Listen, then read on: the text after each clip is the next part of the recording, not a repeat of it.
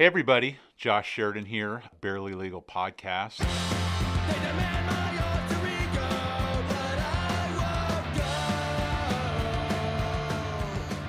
Today's guest is Justin Ricke. He is kind of a local who's who in the Seminole Heights, Tampa Heights area. He's keyed into the local politics, local real estate and development scene. He's also a tattooed individual, which is near and dear to my heart, and we share some musical interests, so I'm excited to talk to him about that. Welcome to the show, Justin. Thanks for having me on. How you doing? Great. Just busy, trying to wrap up for the holidays. So. Yeah, you were just telling me that it's a misnomer in the world of real estate that the end of the year is slow, that you're kind of cleaning up here in the last couple weeks of the calendar year. Is that what's going on? Yeah. Well, I think it's really up to like who wants to work and who doesn't want to work. And if you like to work, you're going to do it. And if you like to make money, you're going to do it. So now's the time of year where people are still buying homes. The market's still active.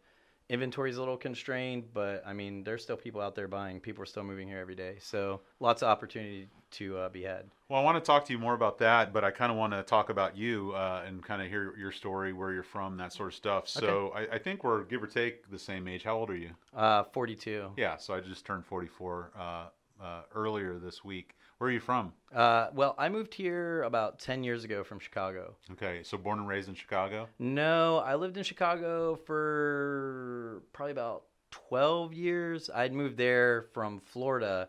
It's kind of weird. So my senior year of high school, I moved to Germany and I went to school in Germany. I saw on your resume that you have some overseas experience. Yeah, so I went to Germany. I lived there for almost 2 years.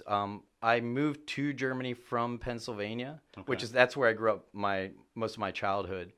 And then I came back from Germany to Florida. My family had moved to Florida while I was in Germany, so it was a little bit of a culture shock. I stayed in Florida. It was like Port St. Lucie, which is not my favorite place in Florida. But, it is what it is. A lot of strip malls and, developer kind of made places. And I stayed there for maybe a year and a half, 2 years, and then I moved to Chicago, went to school up there. Why did you go to Germany? That's a funny story. So my junior year, I met this girl that was a German foreign exchange student, and we started dating, and she was like, do you want to come with me back to Germany? They have an international school there. And I was like, that sounds cool. Why not? At 17, 16? I was maybe 15 at the time. How'd you sell your parents on that? I mean, my mom was cool with it. My dad was like, all the moral fabric in Germany is declining. My mom's like, yeah, shut up, he's going. And I went. And so you lived there for 2 years? Mm-hmm. Almost, yeah. How was that?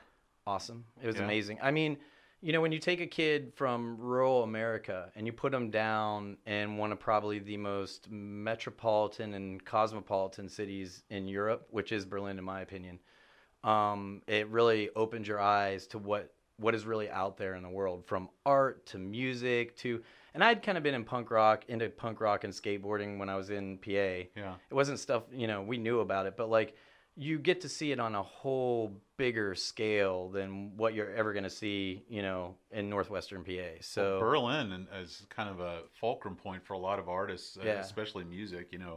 Bowie had the I guess it was the Berlin trilogy or whatever it was. That seems to be kind of a place people go to kind of get out of their box and kind of be something different or become, who they're going to be.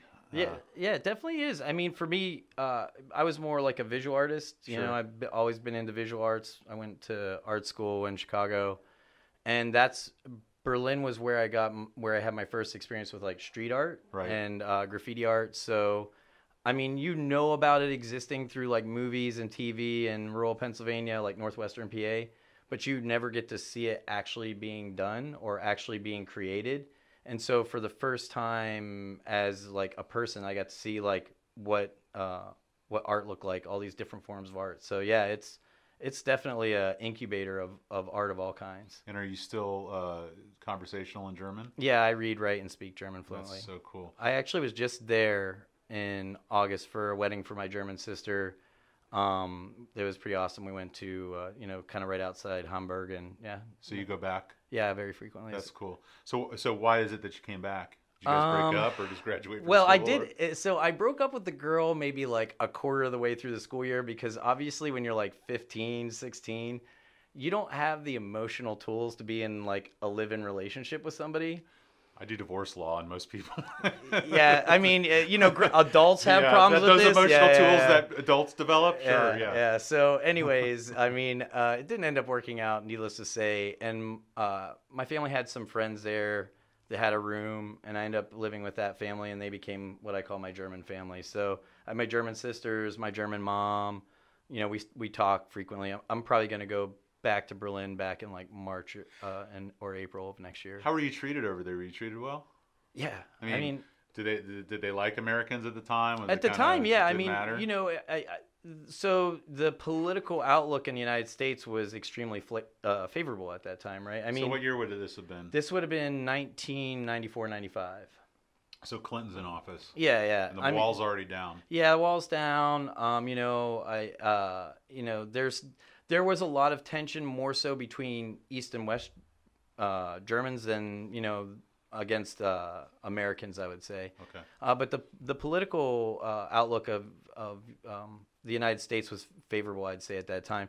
Now, going back recently, when I was back during the Obama era, no problems. Everybody loved Obama in Germany. Mm-hmm. Everybody loved Obama everywhere. I went to China when Obama was in office too, and they had like Obama T-shirts. Like people loved Obama. And now it's like you go back to Europe, and it's like the minute they find out that you're American, it's like, oh man. It's funny. I was just in Canada last week, and they see it as more of a sideshow. Like it's not quite so front and center to them. They're not taking it quite so seriously. They think it's kind of funny. Yeah. Well, because it's not happening to them. The joke's always funny when it's happening to somebody else. None of them like Trudeau, though, which I've talked to friends of mine locally who are Canadian, and I guess I kind of understand the complaint about him, but I was surprised I couldn't find one Trudeau fan there that I spoke to. But anyway, so you were saying the difference between Obama overseas and Trump overseas. Yeah, it's. I mean, the way you're treated. I mean, in Germany, I didn't have too many problems. I mean, most of the people there I knew, and they knew me, and they know my political outlook. In the Netherlands, when I was in Amsterdam, for sure was noticeable. The minute they heard that you were American or could detect it, the service was like automatically like done. Mm-hmm. You know what I mean? Like you would look at them like right in the eyes, like, and be like this, and they would just like walk right by you. Oh wow! And I mean, it was like that. That was pretty common. I mean, I felt like in general, when people found out you were American, it was kind of you felt this kind of like unease. Yeah, you know? Yeah. So. I always just tell people I'm Canadian, but anyway. So you get back from Germany at 18? No, I would have been 16, 17 at the time, yeah. And so did you finish up high school over here? Or? No, I finished high school there. You did? So I went to the John F. Kennedy Schule. It's in Zehlendorf. It still is in Zehlendorf, but Zehlendorf's the old American sector. Okay. It was an international school. You could get your high school diploma or your Abitur. If you wanted to go 13 years, you could take your Klausuren and get your Abitur. I chose not to do that. In retrospect, I kind of wish I would have. Mm-hmm. I could have gone to university for free, right? Oh, wow. Or the cost of registration, which, here it's like, you go to school and like, out of undergrad, you're what, like 50 grand in debt or whatever. Yeah. So, I mean, now in retrospect, I was like, oh, I should have just stayed there. I could have paid registration and that's it. Not had any student loan debt and probably had a far superior education. Right. So then what did you do after you got back? Well, I moved, like I said, I was in South Florida for a little while and I just kind of wasted time there, which is what you do when you're a teenager in South Florida. There's not a lot of opportunity there in Port St. Lucie. It's not like there are awesome jobs. Most of it's like, Blockbuster. Yeah, Wendy's. Service. Yeah. Like, strip mall jobs, nothing real crazy. So, I kind of was gravitating more towards an urban area anyways. And, I had a friend that said, oh, there's this art school in Chicago. You should check it out. I went up, I checked it out, and moved up there and lived there for a while. So what was your focus as far as, you said graphic arts, right? Yeah, design, print and design. Yeah. Was it a computer or, Well, so a good design school usually, so I guess I should probably start by like, the school that I went to was very focused on developing traditional forms first. Like they had a Bauhaus kind of methodology or like curriculum that was kind of based off of like, the Bauhaus school. Like you had to learn how to draw You had kind to of learn a funnel. You learn everything and you then learn you specialize as you go. Yeah, well, just all those different components help you in the area that you specialize in. Like you understand how three-dimensional design works, you understand how markers work, you understand how painting works, how drawing works. You understand how all these things work so that when you get on the computer, you know what you're doing. It's you know what different media do, you know what different brushes do, you know what you understand form, you understand texture, you understand color theory, type, all those things that they all kind of work together. So, yeah. So you were there for how long? I was there for I want to say about 12 years, 10, 12 years, yeah. In Chicago or yeah. at the school? No, in Chicago. Okay, in how long were you at the school? I was there for 4, yeah. Okay, and then did you work in Chicago as an artist? I did, yeah. I worked in screen print and design for a long time. I actually had my own screen printing company. Really? Yeah, we did T-shirts. There's a bunch of guys that I used to do street art with. We were like, we should do something besides, paint walls all day. Yeah. Because it doesn't make us any money. Right. And I had a real job too, outside of that when we first started, and then I went to the screen printing and just did that full time. How did you like Chicago? Loved it, except for the weather. Yeah, I know the weather sucks for a good 5-6 months out of the year, but I think I like it better than New York City. Yeah, I haven't been to New York City, so I can't comment on that yet.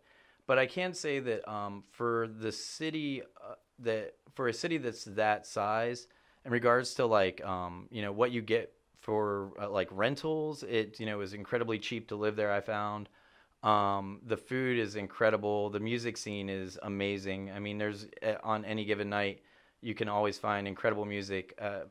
Funny story. One of the neighborhoods that I lived in the longest was a neighborhood called Uptown. And for a long period of time, I lived right off of Lawrence Avenue. And Lawrence Avenue, they have a Prohibition era bar there called the Green Mill Lounge. Okay. And this place has been there since the 20s. I mean, the bartender can like open a hatch in the floor and go underneath and pull booze out where they store booze because they ran booze through those tunnels. And so it's a jazz lounge now. Sure. And I mean, it's got a beautiful 20s. I think I might have even been there because my brother-in-law lives there, and this is sounding very familiar to me. Yeah, I believe it's right by the corner of Broadway and Lawrence. Are the ceilings really low? Like they're kind of low, yeah. But the bar is like it's the original 20s bar. Lots of like really beautiful finished wood, like I don't know, mahogany or cherry or something like that. And they've got a stage up front. It's not huge, but I mean, on any given night, you could go in there for $10 or $12 and see incredible jazz that you're not going to find anywhere else. Right. Yeah. So and you got Buddy Guys, legends. I mean, if you like blues and you like jazz, I mean, if you like any type of music, really, it's a great city for it. Yeah. Well, I mean, Wilco is one of my favorite bands, and obviously they're from Chicago. And then who's the guy that was in Big Black and he produced Nevermind, and that'll come to me later, but he's a Chicago guy. Anyway. So So how did you end up leaving Chicago? I ended up leaving Chicago in 2009. My grandfather was pretty ill with lymphatic cancer. It was a lot for my family to deal with. My dad had started a business down here, and he's like, if you want to come down and help out, you can. Here in Tampa? Yeah, here in Tampa. And so I just decided to come down here. I wanted to be here for my mother, my grandmother, and there was an opportunity to work. So. And what was that business that he was doing? It's like a federal contracting. Okay. So he is a service-disabled, veteran-owned small business and a HUBZone certified. So federal contracting. Explain to me what. Basically, he sells equipment to the government. Okay. And he does he's on the GSA and the DLA, but basically he helps larger companies be competitive in the bidding arena by being able to represent them as a service-disabled, veteran-owned small business, and they're also HUBZone certified. So, in some instances, in a lot of instances, that gives them a pricing preference. I gotcha. For contracting officers. And so you did that for a while? I did that for probably maybe 2 years. And how'd you get into the real estate? So it's funny. Real estate was kind of a byproduct of my community service. I worked in screen print for a company, an apparel company down here after I left my father's business, and I worked in another office job after that. And I was really heavily involved in my community service in my neighborhood, and so anytime I wanted to go to a city council meeting, I had to like take time off work, right? I had to ask my boss, and it was a big deal. If I wanted to go to meetings like for my community, if I wanted to do anything that was service related, it was always time off. So I was thinking about a job that would allow me to work in my neighborhood, and give me some level of freedom, which if you really work in real estate, you know, that's kind of like You're always on call. yeah, it's kind of like what do you call it? A misconception. Yeah. That you have this like flexible schedule. You don't. Like if the phone rings, you pick it up. If you got to do showings, you do showings. I mean, if you're again, like if you want to make money, you work when you want to work, but if you want to make money, you don't work when you want to work, you work when you have to work, right? But if you're one of those people that's like, "Oh, I only want to work when I want to work," then you're probably not going to make. Well, I see that. I think I see a lot of people who are quote unquote realtors, and they kind of they're living off of their last sale until it runs out, and then they decide they need to start working again. And yeah, and that's not really the way that I want to do things. Fortunately for me. But anyways, so I thought about a career that might align with what I was doing in my community and would be a good job, and I could actually have a direct impact, right? I mean, there are distressed properties around. You know, you can find somebody to buy those and flip them, or, you know, do it yourself. I mean, it was a way I could have an impact directly. So I started researching it. I got my license. I started working part-time. And then I had this office job at an employer. It wasn't a bad job overall, but it just got to the point where I knew it was time for me to go. And I did, and I jumped in full time, and I haven't looked back ever since. So when would that have been, like early 2010s? No, that probably would have been like 20. I went full time. I want to say it was like 2016, 2017. So backing up for just a second, because you mentioned it, but I want to spend a little bit more time on it, is the community service. Yeah. Is that just something you've always been compelled to do, or No. is that something your family was into, or No. how is it that? Well, my dad's a veteran, and he's always kind of been active in doing things. My grandfather was big on that. You know what I mean? My grandfather, where we grew up on a farm in PA. So like when the roads were all snowed in, he would be the guy that come by with the tractor and plow the roads because the state wasn't going to do it. Sure. You know, or if you needed something, he was there to help people out. So I think, you know, just by proxy, that's kind of been ingrained in me. So I didn't really get involved in community service until I came to Tampa. And I don't remember the exact time that it was, but I just remember like bitching about something in the neighborhood, like on social media. Mm-hmm. And somebody was like, you know, why don't you stop bitching about it all the time and do something? Someone just told me that this morning. Yeah. I was like, okay, well, fuck you. I will. You know what I mean? Like, thanks for pissing me off. Now you've got to deal with me. Right. Yeah. And so that's when I started showing up to civic association meetings, and they recruited me, and I got put into a position as second vice president. And then I slid into first vice president, and then I became president. And then I went through about halfway of my term, and then just decided, just for personal reasons, that I didn't have the emotional bandwidth or the time to kind of deal with it. And there was a whole new slate of board members, and I was like, you know, I've been on this board for like almost 4 or 5 years now. I feel like in local politics or in any politics in general, you should give somebody new a chance. Let new ideas come in. And I felt like we had done a lot since I had been there to kind of like change the way things had kind of been. So I felt like I did my piece, and I'll probably get back into it when I'm ready. But for right now, I just got to kind of chill on it. What sort of things were you involved in? What do you mean? With the position? I mean, it really, you know, you really kind of get your hands, and this is what I tell people, especially like newer realtors. I told my business partner this. When she wanted to get into real estate, I gave her specific instructions on like what to do. And I was like, go join your local civic association, get whatever entry-level board position you can, or get on a committee and just start volunteering, right? And it will really prepare you as a realtor and just as a professional in general about what goes on in a neighborhood, like everything from zoning, code enforcement, municipal code, you know, neighborhood issues, development. You're there, you're right in front of it all. But the thing, and you're not getting paid for it either. So it's like you're getting a free education. You know what I mean? You're getting mentored into like this position, and you're getting a lot of like knowledge that most people don't have. and you're getting it for free. Now, a lot of it's self-driven, right? Right. These positions are volunteer positions, so you only get out of it what you put into it. So if you're just gonna like do it as a resume collector, then I would tell those people like, don't fucking do it, please, because you're wasting everybody's time. Right. But if you're really like, if you're really motivated and you want to get your hands dirty, you will learn. You'll learn a lot, you know, and you can like, if you really use the position and do what it's intended for. I mean, it's an incredible experience. Well, it's funny you mentioned neighborhood issues. That's how we met. Yeah. Moving into this building and the tractor trailer that was ubiquitous in my parking lot on a daily basis. Oh, yeah. You're nice enough to come across the street and offer to make some calls for me. So yeah. Well, and before you, it was like he would park it on the street right there. And the problem with it is that neighbors could not see around the corner. The traffic coming, And that's dangerous. I mean, people fly down that. It's 40. You know, people drive 50, 60 down it. And there's a curve right there, so you can't see.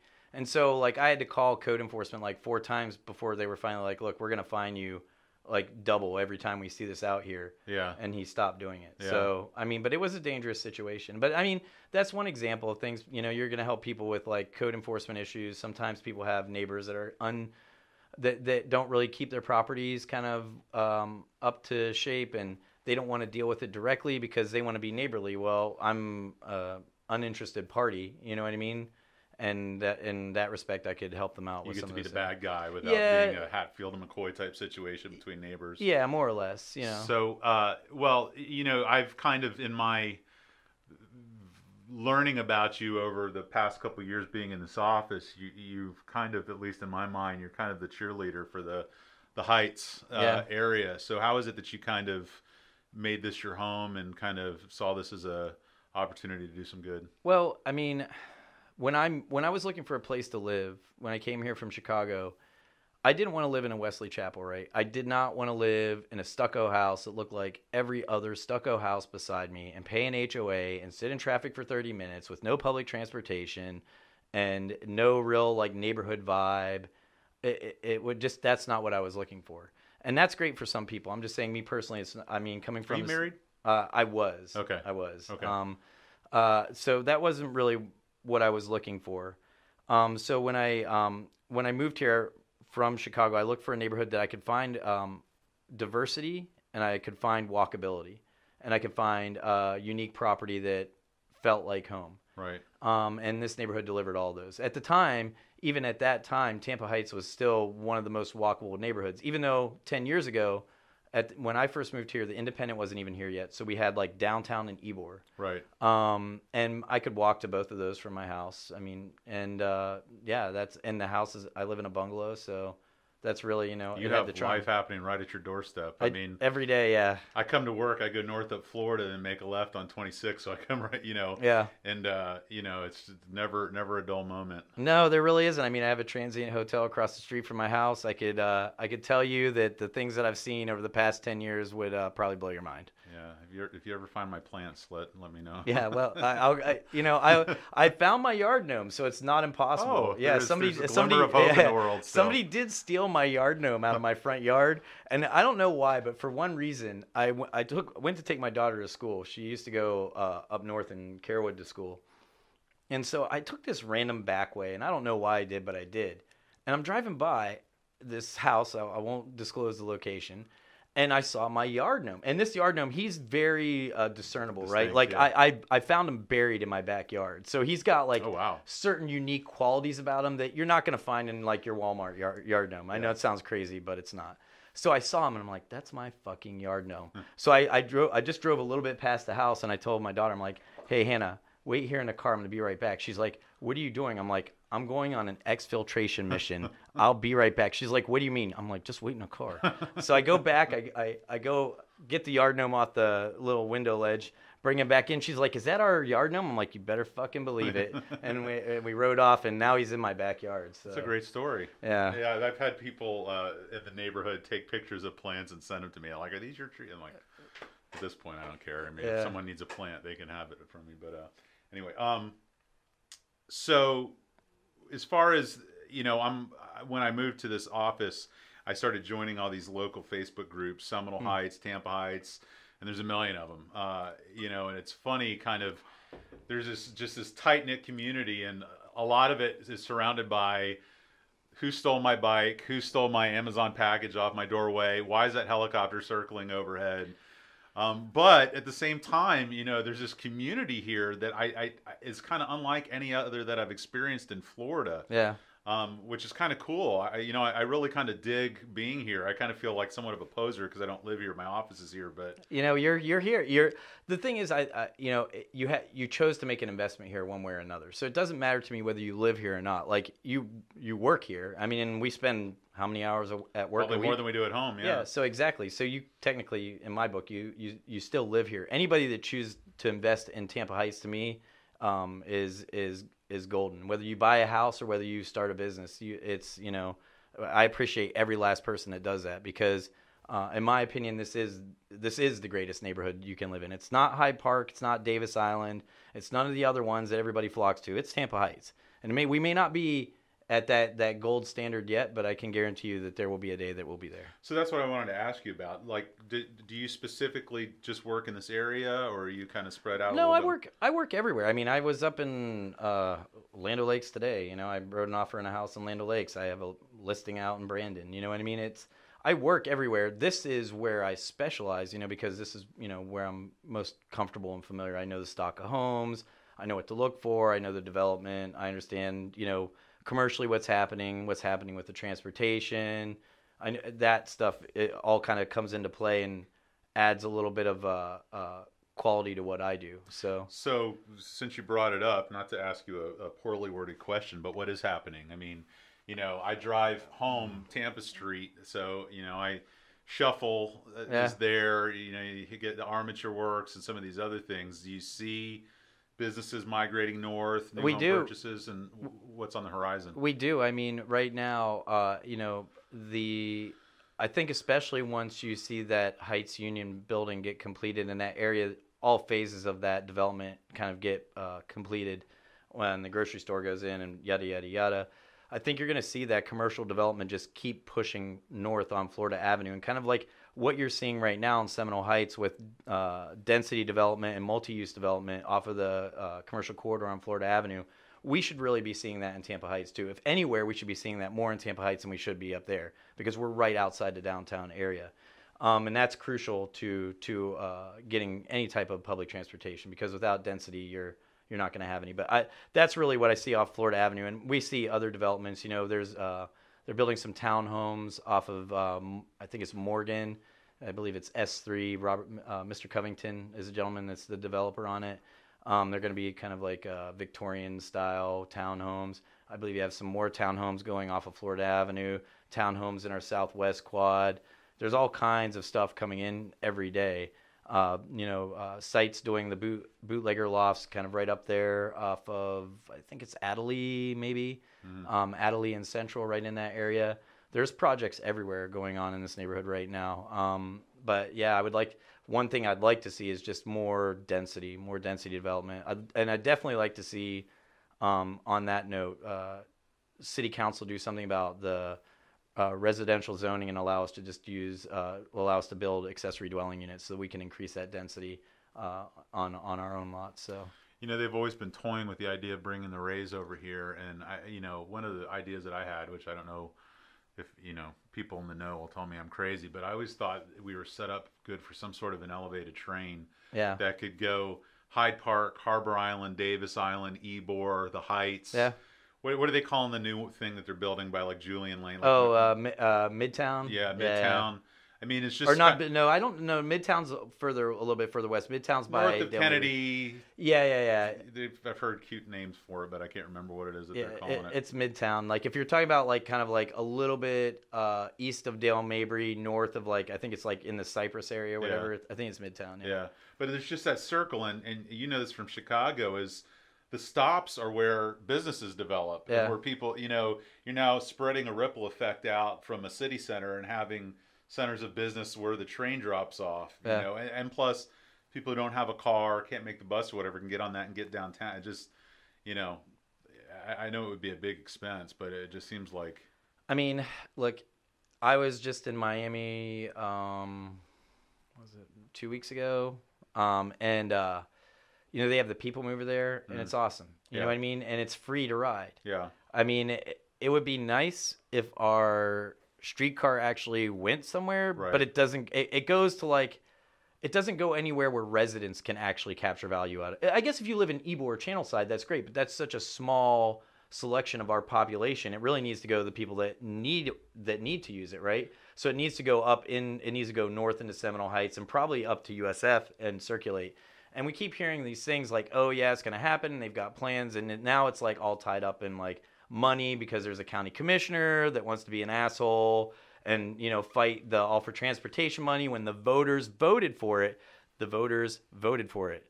And now you're trying to like circumvent democracy. Yeah. Because you're an asshole and you want to stop people from getting good public transportation and better roads. It's ridiculous. Was this the sort of thing that was pushing your bandwidth when you were volunteering? No, other things. Okay. I mean, I just had a lot of personal stuff. Yeah. The politics don't bother me. Right. It's just like my personal life was too much going on. Right. Yeah. So I see on your resume too, you're pretty involved in Tough Mudders and that sort of thing. I did do a Tough Mudder. Yeah, I did a Spartan race. I did a Tough Mudder. I ran a marathon, and then I ran a marathon, and after my marathon, I ran a half marathon, and then I just stopped running. Yeah. I felt like when you were like, I was like Forrest Gump for a while, where I was just running all the time, and then one day I just stopped running, and I was like, well, I'm just gonna lift weights now because I don't want to run anymore. Yeah, you're kind of all the way in or all the way out. Yeah. So right now, are you doing commercial and residential? Just residential? I'll do light commercial. I mean, I've sold some multifamilies. I don't do any development type stuff. I'd love to learn. But right now, the bulk of what I sell is residential. Okay. And mostly in the urban core. So what's on the horizon for you? Well, I'd like to kind of probably focus a little bit on European markets and court European investors to invest in Tampa. I kind of have a plan for that. Obviously, I speak a foreign language, so that's probably going to be my target country. I've already kind of opened up an exploratory kind of fact-finding kind of deal with that. I've talked to some people in Germany, and I'm going to go down to Anna Maria Island. Germany owns 90% of it. You go down there, and that's the primary language you hear down there. Well, and that's what I'm saying. And I'd like to think that I have a fairly good network in Germany. So, and I understand the culture and the language. So I think it'd be a pretty good shoe-in for me. Maybe split time between the States and there, but we'll see. I mean, that's a goal. You know what I mean? Yeah. Probably a long-term one. And other than that, I'd like to probably get into some development stuff, but I have a long way to learn in regards to that, and I'd probably have to get some additional schooling and licensing for that. Do you get to use your graphic design, the other side of your brain at all? Yeah, all the time. Yeah, and I still draw. I mean, that's the only way that I some days maintain sanity. Sure. Like I literally will put because this thing does not stop. Like I mean, since we've been here, I've gotten, just. Yeah. It's not preaching to the choir. Mine's the same. I left mine in my office because I knew it would be the same thing. Yeah, and it's just like we're talking about cell phones for those of you who can't see what. Sorry. It's and when you have the volume on, you know what I mean. It's just like ding, ding, ring, ding, ding, ding, ding, ding, and you're like, I'm gonna set this thing on fire and I'm gonna throw it in front of a car. You know what I mean? Because it gets to that point. So it's like I have to just shut it off, and my brain is still going. So like sometimes the only way I can get any type of like relief from that is just sitting down and like drawing. No, I hear you. I mean, I've got a 1-year-old and a 5-year-old, and I'll catch myself looking at a phone, and then I'll look over at my son or my daughter, and I'm like, I could be looking at that beautiful face, and instead I'm looking at, Facebook or some this meme of the housewife yelling at the cat, or whatever the thing is, and you just it's never more valuable than 50 other things that you could be doing, but somehow it's always first in line. So it's definitely a challenge that I get. So I'll tell you that someday that those 1 and 5-year-olds will become teenagers and they won't want to see you ever. So that's where I'm at right now. Paybacks. I have a 15-year-old. She'll be 16 this year, and they don't want to see you anymore. They don't want to talk to you. They don't want to see you. If you talk to them, it's like, God, what do you want? And it's like eye roll. Yeah. I'm not looking forward to that. It's coming more quickly than I hope it would. You know, it's like a blink of an eye, man. Yeah. Literally, like it's like yesterday she was in kindergarten and now she's a teenager. So if people are looking to buy or sell or looking to get your information, where can they reach you at? They can go to heightsHomesTampa.com. Awesome. Well, thank you for coming in today. Yeah, we enjoyed absolutely. talking to you. You're right across the street, so hopefully we can have you back and talk about music, talk about tattoos, skateboarding, all that other good stuff. I will talk about anything that you want to talk about, and but I do want to say. Am I allowed to say one thing before I go? You're allowed to say 10 things. Do I have time for that? You've got plenty of time. Okay, so I do want to say one thing that I did notice that I think is important for this neighborhood specifically, but really I think Tampa at large. Is you know, I was in Atlanta in Little 5 Points, right? And you see all the street art and the graffiti there, and you see what's happening in Little 5 Points in Atlanta, and then you go to Wynwood, right? And you see the same thing, right? You see the street art, and you see what's happening in Wynwood, and you see what's happening with the real estate markets in both of those communities, right? They're fucking crazy, right? They're insane. Like the development and the money that's going into these neighborhoods is, I mean, it'll blow your mind. I just go to Wynwood. Right. You know, if you haven't been there recently, go. Nicole's getting ready to move to Atlanta, so she's Little 5 Points all day long. I mean, that's like, I went to a Pabst festival there, and it was Run the Jewels and Mastodon were co-headliners. I get to walk right up the stage. It was like the best day of my life. I love that area. Yeah, it's awesome. But I mean, you look at not just those. I mean, you could go to like St. Pete and you see what they did with the Shine Mural Festival in downtown. You go to like Chicago with neighborhoods like Pilsen and other neighborhoods where you're seeing, you know, and basically the point of what I'm saying is like that I'd really like to urge people to support street art and graffiti art and just visual arts in general in their communities, because it really does add value to your community, and not just in the value of like that's something that's directly translatable like development and property value, but just the richness that it adds to your life. Like you get to see that beautiful art every day, and the more that we support it, it just adds value all across the board. So that was one thing that I really wanted love to talk that message. about. That's one of my plans. I'd like to have a couple of the artists come in. I have some connections with a lot of the bigger guys, Donnelly and Basque and some of these other people in St. Pete. Aaron Tula was nice enough to come over and do the mural on our wall. Yeah. And no, I love that stuff. That's one of my favorite parts of my drive to work on Florida is looking at all that stuff. And it does brighten your day. You know, it's something to look at other than depressing, you know, capitalism run amok. So I agree with you 100%. Yeah, and I was actually, that's why I was like really happy when you guys moved in here. I was like, oh, they're already putting a mural on the wall. I'm like, they're cool. They're good. You know, like it just adds so much to the neighborhood. You know. Well, we enjoy being part of the neighborhood, and thank you for coming in. No, thank you. All right.